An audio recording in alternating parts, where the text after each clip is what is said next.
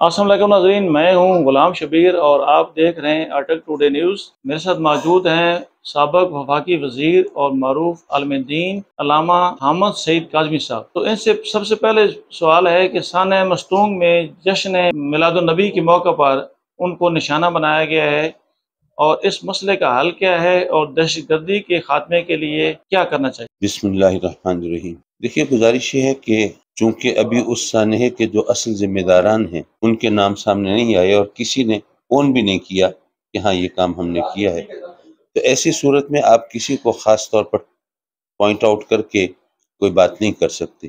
لیکن تخریب کاری اور دہشت گردی ہم اس کو ایک عرصے سے فیس کر رہے ہیں، اور جنہوں نے یہ کام کیا ہے اور لگتا یہ ہے کہ وہ ایک مائنڈ سیٹ کے مطابق ہوا ہے، تو ان کو میں سیدھی سادھی یہ بات بتانا چاہتا ہوں کہ اس سے پہلے آپ نے اولیاء کرام کے مزارات پر، ان کے آراس پر جو بموں کے دھماکے کر کے دیکھ لیے۔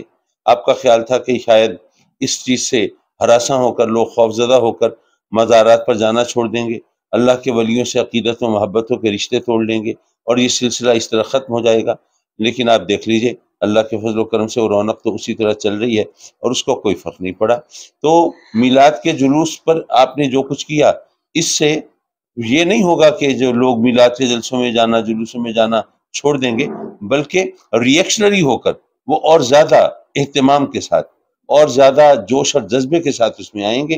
لیکن اگر یہ کوئی، جیسے کہا جاتا ہے کہ رو کا کام ہے یا موساد کا کام ہے، کہ جنہیں صرف یہ مقصد ہے کہ جناب مسلمانوں کی آپس میں یہ ایک رفٹ شروع کی جائے، اور جو اہل سنت میلاد منانے والے، درود و سلام پڑھنے والے، یہ چونکہ بالکل پرسکون ہے اور یہ کسی قسم کی دہشت گردی میں اور تخریب کاری میں ملوث نہیں ہے، تو کسی طرح ان کو انسٹیگیٹ کر کے، مشتعل کر کے ان کو بھی اس میں شامل کیا جائے۔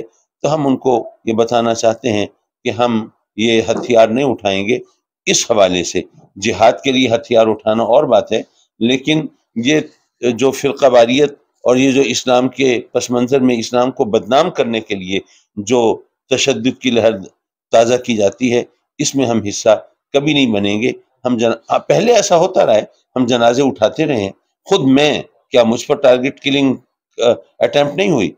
Attempt of assassination, I faced it, میں نے خود اس کا سامنا کیا، اور میں کتنے مہینے تک ہاسپٹل میں رہا، میرا ڈرائیور، میرے گن مین موقع پہ شہید ہو گئے، لیکن یہ کہ مجھے اللہ تعالیٰ نے اپنے کرم سے بچا لیا۔ تو ہم اس تخریب کاری اور دہشت گردی میں حصہ نہیں لیں گے۔ ہم یہی بتائیں گے کہ اسلام کا اصل خوبصورت چہرہ وہ ہے جو اولیاء کے اور بزرگان دین کے جو وارث ہیں وہ پیش کرتے ہیں، اور جو اسلام کو تخریب کاری اور دہشت گردی کی علامت بنا کر پیش کرنا چاہتے ہیں، کہ ہمارا ان سے کوئی تعلق نہیں ہے۔ کیا نیشنل ایکشن پلان ناکام ہو گیا ہے؟ آپ کیا سمجھتے ہیں؟ بات ناکام ہونے کی نہیں ہے، اس کو اس طرح سے کیری آؤٹ ہی نہیں کیا گیا جو اس کی روح تھی۔ جب آپ کی ریزرویشنز ہو جائیں، جب آپ کے کچھ لوگوں کے لیے کچھ سافٹ کارنرز ہو جائیں، یا یہ ہے کہ آپ کے کچھ اور مفادات کہیں وابستہ ہونے لگیں، تو ظاہر ہے کہ پھر آپ اس طرح کام نہیں کر سکتے۔ تو یہ نیشنل ایکشن پلان کے اندر یہی کچھ ہوا، کیونکہ ہم جانتے ہیں کہ کچھ ایسے لوگوں کو باقاعدہ ان لوگوں نے پالا تھا، مصلحت کے تحت کسی کا نام نہیں لوں گا، لیکن بہرحال جو لوگ ہم جن سے امیدیں تھیں، توقعات تھیں، انہوں نے ان لوگوں کو پالا تھا، لیکن اب وہ ظاہر ہے کہ اپنے پالتو لوگوں پر وہ چھری نہیں چلا سکتے تھے، تو اس کی وجہ سے وہ صحیح طور پر وہ اس انداز سے کامیاب نہیں ہو پایا۔ آپ سمجھتے ہیں کہ دہشت گردی سے نمٹنے کے لیے دینی قوتوں کو اکٹھا ہو جانا چاہیے، اگرچہ پیغام پاکستان بیانیہ کے ذریعے پہلے بھی یہ اتفاق ہوا، لیکن اس کو نتیجہ خیزی تک نہیں پہنچایا گیا؟ دیکھیے، بات یہ ہے کہ باتیں اور جملے اور یہ قراردادیں یہ اس وقت مؤثر ہوتی ہیں جب ان کے پیچھے عمل کی قوت ہو، ورنہ صرف تقریریں ہوں، صرف نعرے ہوں، تو وہ چیز بات نہیں بنتی۔ اور ہم نے بارہا کہا کہ جناب آپ ایسا کریں کہ حکومت کی جو پالیسی ہے اس کو صحیح طور پر ڈٹرمن کریں، یہ پتہ چلے کہ جو تخریب کار اور دہشت گرد ہیں یا ان کو فیسیلیٹیٹ کرنے والے ہیں، ان کے ہم نوا ہیں، تو ان کو آپ کی حکومت لفٹ نہیں کرائے گی۔ لیکن یہاں پر عالم یہ ہے کہ جو تخریب کار دہشت گرد ہیں ان کو زیادہ اہمیت دی جاتی ہے، اور جو پرامن اور پرسکون لوگ ہیں جیسے اور عام طور پر مثال دے دی جاتی ہے جی ماں بھی بچے کو دودھ تبھی دیتی ہے جب وہ روتا ہے اور یہ ہوتا ہے وہ ہوتا ہے. تو یہ اس طرح تو یہ قراردادیں جو ہیں وہ خالی خولی منظور ہو سکتی ہیں، ان پر عمل نہیں ہو سکتا. مذہبی سیاسی جماعتیں اس کے لیے کیا کردار ادا کر سکتی ہیں؟ مولانا نورانی جیسی شخصیت تو اب موجود نہیں. ہاں ظاہر ہے کہ وہ ایک ویکیوم تو ہے، اور اس کو خاص طور پر ہمارے اسکول آف تھاٹ کے اندر جو اس وقت لامرکزیت ہے وہ ایک بہت بڑا ایشو ہے، کیونکہ کوئی مانے یا نہ مانے لیکن عددی طور پر تو درود و سلام پڑھنے والے سنی حضرات جو ہیں وہ ابھی تمام تر سازشوں کے باوجود ابھی تک وہ ایک اوور ویلمنگ میجورٹی میں ہیں. تو اگر آپ ان کو ان کا ڈیو پلیس نہیں دیں گے اور ریسپیکٹ نہیں دیں گے، لیکن ان کے اندر سے پریشر گروپس تلاش کر کے اپنے ایجنڈے کے تحت کام کرنے کے لوگ ڈھونڈتے رہیں گے تو اس طرح تو کوئی فائدہ نہیں ہوگا. ملک میں مذہب کے نام پر اقلیتوں پر تشدد کا رجحان کیسے تدارک ہوگا؟ دیکھیے گزارش ہے کہ یہ بات تو اپنی جگہ پر درست ہے کہ یہ ہم سب اس کو کنڈیم کرتے ہیں اور کسی نے بھی اس کو سپورٹ نہیں کیا، اور اسلام کی روح بھی اس کے خلاف ہے، اور جو صحیح طور پر دینی اور مذہبی لوگ ہیں وہ تو اس کو کسی صورت میں اس کو سپورٹ نہیں کرتے اور اس کو اچھا نہیں سمجھتے. اور ہم تو مثال دیتے ہیں حضرت عبداللہ بن مبارک رضی اللہ تعالیٰ عنہ جیسی ہستی کی، جن کو امیر المومنین فی الحدیث کا درجہ دیا گیا، کہ ایک یہودی ان کا پڑوسی تھا، تو اس سے کسی نے ان کا مکان خریدنے کی پیشکش کی تو اس نے ڈبل قیمت لگائی. تو لوگوں نے اس سے پوچھا، مسلمان نے جو خریدنا چاہتا تھا، کہ ڈبل قیمت مانگ رہے ہو؟ اس نے کہا نہیں، اصل قیمت تو وہی ہے جو 1000 درہم جو کہ مکان کی ہے. 1000 درہم وہ عبداللہ بن مبارک کی ہمسائیگی کی قیمت ہے. اور ہمسائیگی کی قیمت کیوں ہے؟ اس نے کہا کہ بات یہ ہے میں جب سے ان کا ہمسایہ بنا ہوں آج تک کبھی ایسا نہیں ہوا کہ میرے بچے رات کو بھوکے سوئے ہوں. یہ ایک یہودی کہہ رہا ہے. تو اسلام کے اندر تو اقلیتوں کو اس طرح تحفظ دیا گیا ہے، لیکن بات یہ ہے کہ آپ اگر کھنگالیں تو جیسے اب یہ جڑا والا کا جو معاملہ ہے اس کے اندر نظر آ رہا ہے کہ جناب ایک شخص اپنی تصویر دیکھے، اپنا نام پتہ دیکھے، اپنا فون نمبر دیکھے، کیسے اپنے آپ کو یعنی الزام دے رہا ہے خود کہ جی میں نے یہ توہین کی ہے، شان رسالت پہ گستاخی کی ہے، قرآن مجید کو آگ لگائی ہے. یقیناً اس کے خلاف کوئی قوتیں ہوں گی، اور وہ پتہ معلوم یہ ہوتا ہے کہ اس کے اپنے کچھ لوگ تھے، اس کے اپنے ہم مذہب لوگ تھے، کیونکہ کوئی مسلمان تو کسی کو پھنسانے کے لیے بھی آقا کریم کی شان میں کوئی جھوٹ موٹ بھی گستاخی نہیں کر سکتا نا. لیکن یہ کہ وہ لوگ جو ہیں جب یہ ایسا کرتے ہیں تو ظاہر ہے کہ پھر اس کا ری ایکشن تو ہوگا. کیوں ہوگا؟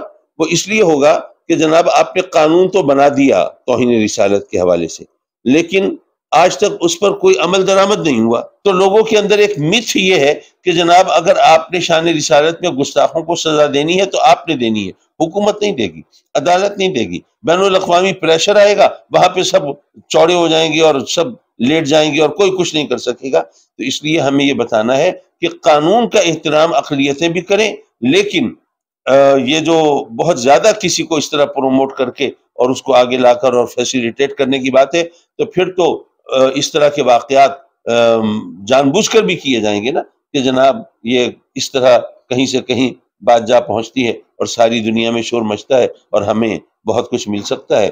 تو وی شوڈ گریب دی اپرچونٹی. اسلامو فوبیا کی روک تھام کیسے کی جا سکتی ہے؟ امت مسلمہ کو اس کے لیے کیا کرنا چاہیے؟ دیکھیے جی اسلامو فوبیا کے حوالے سے جو اصل کام ہے وہ تو ہم اپنے کردار سے بتائیں گے نا، اور بتائیں گے کہ جناب اسلام جو ہے، آج آپ اسلام کو تخریب کاری اور دہشت گردی کا مذہب قرار دیتے ہیں اور کہتے ہیں کہ نہیں جناب اسلام جو ہے وہ دنیا کے امن اور سلامتی کے لیے خطرہ ہے.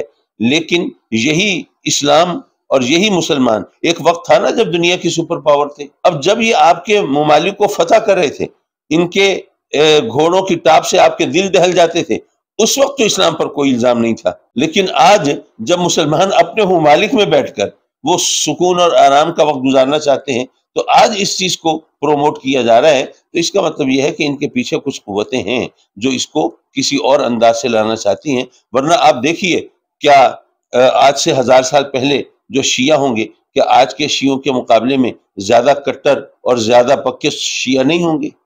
اور اس وقت 1000 سال پہلے جو سنی ہوں گے وہ آج کے سنیوں کے مقابلے میں زیادہ کٹر اور زیادہ پکے سنی نہیں ہوں گے. لیکن اس وقت انہوں نے ایک دوسرے کو قتل کرنے کی نہیں ٹھانی تھی.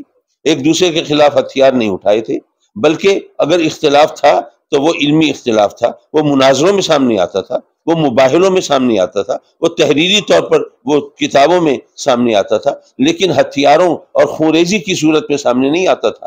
تو اس وقت جو ہم سے بہتر مسلمان تھے انہوں نے یہ راستہ اختیار نہیں کیا، آج ہم کر رہے ہیں، تو اس کا مطلب یہ ہے کہ ہماری ڈوریاں کچھ لوگوں نے سنبھال لی ہیں۔ ملک کی موجودہ صورتحال کس طرف جا رہی ہے؟ جو گزر رہی ہے گزار دو، نہ گلا کرو نہ برا کہو، تو تمہارا حال ہے دوستو وہی سارے شہر کا حال۔ دیکھیے جو صورتحال چل رہی ہے، ظاہر ہے کہ یہ یعنی یوں کہیے کہ مکمل تباہی کی طرف لے جانے والی چیزیں ہیں۔ کیا ہمیں نہیں پتا کہ آج پاکستانی جو ہیں، دنیا کا کوئی بھی شخص کسی ملک کا رہنے والا ہو، اگر وہ اپنے ملک سے محبت نہیں کرتا تو ظاہر ہے کہ پھر وہ اس ملک کے لیے اس کا وجود اور عدم وجود برابر ہے، بلکہ عدم وجود بہتر ہے۔ لیکن ہمارے ہاں یہ ہے کہ ہم جناب اپنے نعروں کے اندر، اپنی تقریروں کے اندر، ہر جگہ حد یہ ہے کہ عوام الناس کا ایک طریقہ بن گیا ہے، کہیں بھی کوئی خرابی نظر آئے فوراً نعرہ لگتا ہے جی یہ پاکستان ہے۔ پاکستان کا کیا قصور ہے؟ پاکستان کو تو ہم نے جیسا بنایا ہے وہ بنایا نا، لیکن آپ الزام پاکستان کو دیتے ہیں،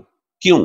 اس لیے کہ آپ اپنے گردن پہ یہ الزام لینا نہیں چاہتے۔ تو اگر آپ اپنے ملک و قوم کی حوالے سے ہر شخص تنقید کرنے کے لیے ماشاءاللہ صبح سے شام تک آپ کروا لیجئے، سب لوگ لگے رہیں گے، لیکن کسی سے پوچھ لیجئے کہ اس ملک کی تعمیر و ترقی میں آپ نے اپنے حصے کی اینٹ رکھی ہے، وہاں پہ سب خاموش ہو جاتے ہیں۔ کیا آپ مستقبل میں سیاست کا حصہ رہیں گے اور اس کے لیے کون سا پلیٹ فارم چنیں گے؟ یہ تو استخارہ کر کے بتانا پڑے گا۔ ہم دراصل نظریاتی طور پر سیاست میں حصہ لینے والے لوگ تھے، اب وہ نظریاتی سیاست کا تو اب دور ہی نہیں رہا، اب تو بس سلوگنز ہیں۔ آپ دیکھ لیجئے جتنی بھی پولیٹیکل پارٹیز ہیں، چاہے وہ بالکل ایک دوسرے کی مخالف ہوں، لیکن منشور اور دستور لگتا ہے کہ اکٹھے بیٹھ کے سب نے بنایا ہے۔ کچھ الفاظ کا رد و بدل ہوگا، لیکن اس کے اندر کوئی حکمت عملی اور پالیسی کا کوئی فرق نہیں ہے۔ تو ایسے میں تو اب دیکھنا پڑتا ہے کہ اب کس وقت کیا ماحول ہے اور عوام کی بہتری کے لیے ہم کہاں پر کھڑے ہو کر کام کر سکتے ہیں۔ وہ اس لیے کہ عوام اور ملک و قوم کی بہتری کے لیے اگر ہم کچھ نہیں کر سکتے تو پھر مجھے سیاست میں نہیں آنا چاہیے۔ اور میں تو اس وقت یہی سوچ رہا ہوں کہ جو حالات نظر آ رہے ہیں، میں آؤں بھی صحیح تو یہ اکیلا چنا کیا بھاڑ جھونکے گا اور ہم کیا کریں گے۔